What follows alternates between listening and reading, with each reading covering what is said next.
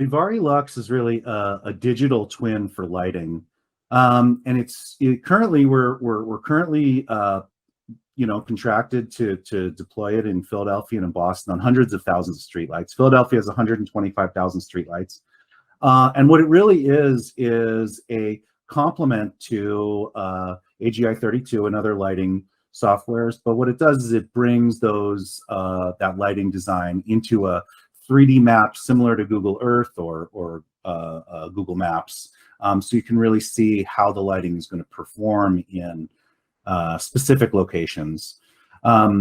Using AGI or other lighting design softwares, they use typical layouts, and this expands upon that and complements that by bringing it into a map that really represents the city, including accounting for elevation change. Cities are dynamic places, and we think that bringing lighting data into a GIS brings a lot of value.